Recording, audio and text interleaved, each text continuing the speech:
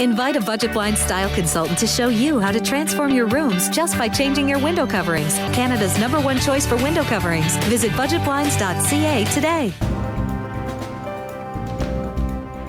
Welcome back. Residents in the Maidstone area are being advised to be on the lookout for animals displaying abnormal behavior. This after a bat tested positive for rabies this week.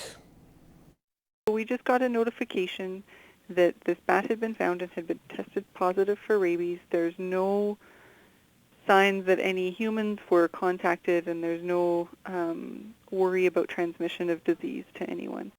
Rabies is an endemic disease in Saskatchewan, and there have been 17 cases this year in the province so far. The biggest safety precaution that individual people can take is to make sure that any animals that they are around are vaccinated.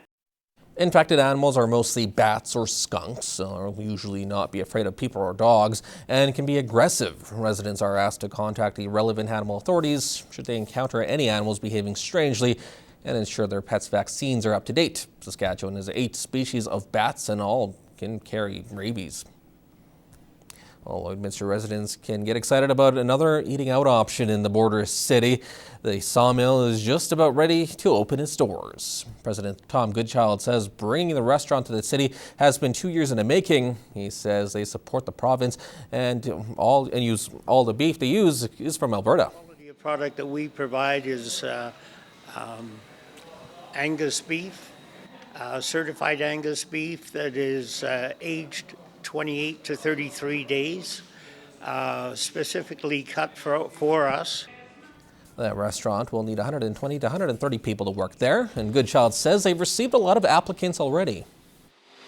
All of our key people have been in training for almost 2 years now. The doors officially open on November 4th. Well, being kind, courteous, and polite. As adults, those are basic behaviors of everyday life that we don't usually have to think about, but go a long way. Those acts are also vital in the classroom, as good behavior means it's easier for students to work and learn together.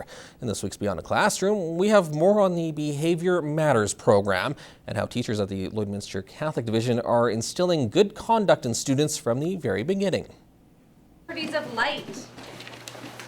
I can investigate and record. Heads in their books and paying attention to their teacher.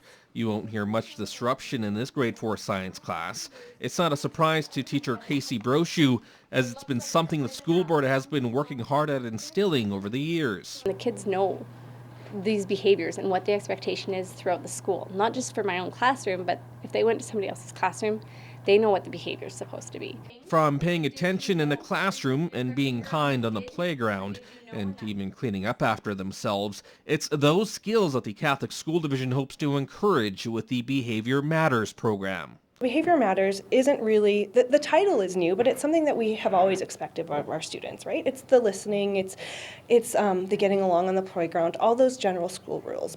As part of the program, the school board has teamed up with Mental Health and Addictions from Prairie North Health to create lessons for each grade level, not only to create a better learning environment, but to promote mental wellness as well. So kindergarten was getting along with each other, right? Because with some kids, that's their first experience in being with other kids in a social setting. Grade 4 is stress and coping skills, and grade 7 is leadership. So the idea is that as they move throughout the grade levels, they'll add something new to their toolbox. And despite being a new program, the lesson plans, which include videos, presentations, and positive reinforcement, is catching on with this grade 4 class. When you're eating lunch, you should stay at your desk and not fool around and just eat. And in the bathrooms, you should just go to the bathroom, wash your hands, and get out. You need to be behaved in the classroom so you don't get hurt or hurt someone else. We're proactive about their behavior. So if they are knowing what the appropriate behavior is, we can reward them for that instead of having to deal with the negative consequences after. And I feel like the students benefit more from the praise and the positive reinforcement than they do from, obviously, the misbehavior at the end.